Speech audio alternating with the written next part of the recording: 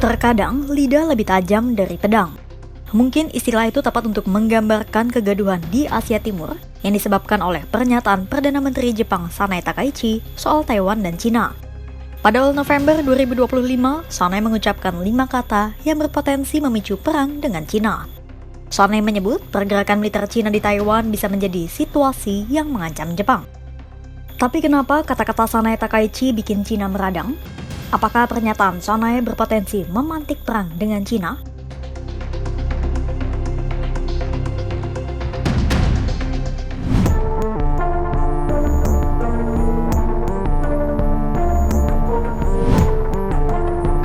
Jadi, pada 7 November 2025, di depan parlemen Jepang, Sanai Takaichi menyebut penggunaan kekuatan militer Cina di sekitar Taiwan bisa menjadi ancaman bagi Jepang.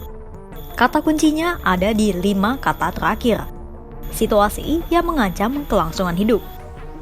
Pernyataan terakhir Sanai krusial, karena mengacu pada penafsiran pasal 9 Konstitusi Nasional Jepang, situasi yang mengancam bisa mengaktifkan kekuatan dan pasukan bela diri Jepang.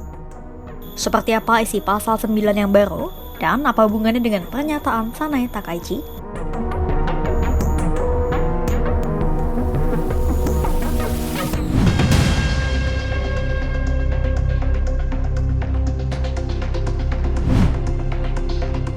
Selama ini, penggunaan kekuatan pasukan bersenjata Jepang dibatasi dalam Konstitusi Nasional Jepang pasal 9 yang dibuat pada tahun 1947.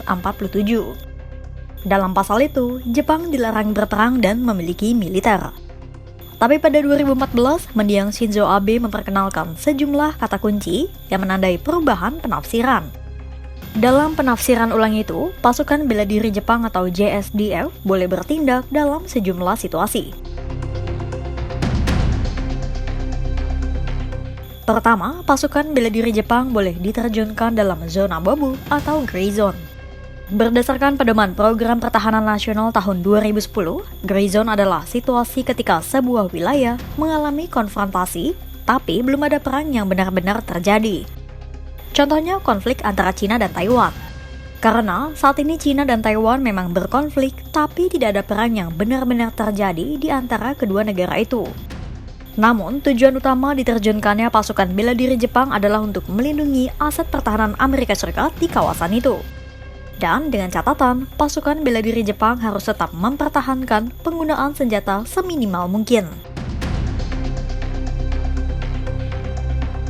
Kedua, perluasan operasi Jepang bersama pasukan perdamaian PBB demi melindungi warga sipil. Ini adalah poin perubahan yang paling tidak kontroversial. Jadi, di dalam perubahan ini, pasukan Jepang yang beroperasi bersama pasukan perdamaian PBB kini boleh ikut menggunakan senjata, tapi dengan tujuan utama melindungi warga sipil.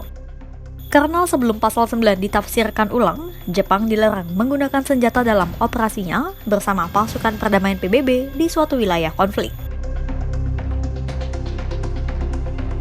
Ketiga, pasukan bela diri Jepang boleh memberikan dukungan logistik untuk negara yang berkontribusi pada keamanan dan dekat dengan Jepang.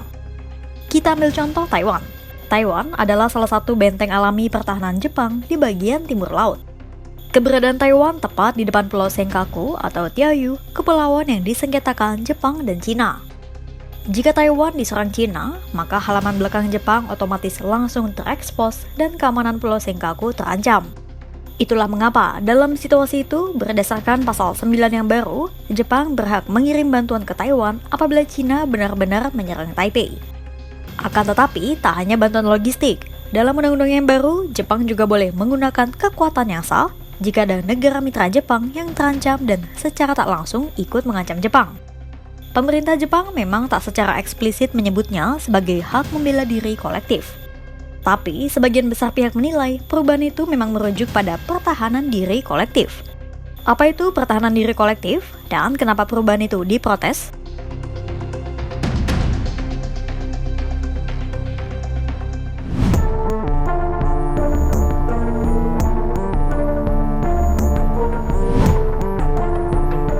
Melansir dari BBC, pertahanan diri kolektif adalah penggunaan kekuatan untuk membela sekutu yang diserang.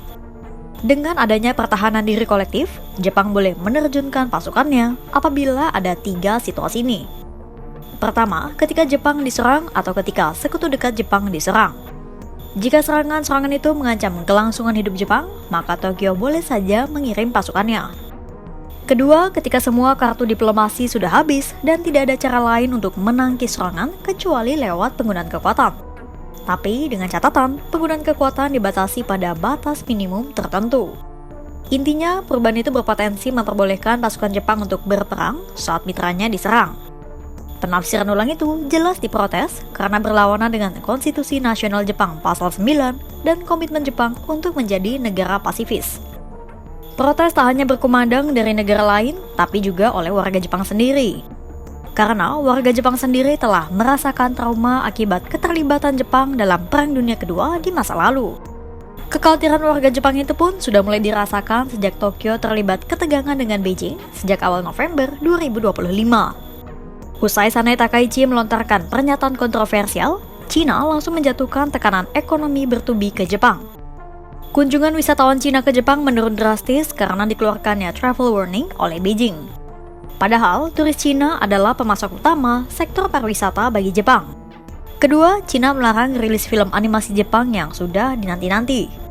Ketiga, Cina mengancam akan mengeluarkan larangan impor seafood Jepang. Padahal, baru di awal tahun 2025, Cina kembali memulihkan impor seafood Jepang usai insiden pembuangan limbah nuklir Fukushima ke laut. Sebelum pembuangan limbah nuklir ke Fukushima, tujuan utama impor seafood Jepang adalah Cina. Itulah mengapa warga Jepang berbondong-bondong menolak adanya pertahanan diri kolektif. Bahkan sampai ada sekelompok warga Jepang yang berunjuk rasa menuntut pengunduran diri Sanai Takaichi.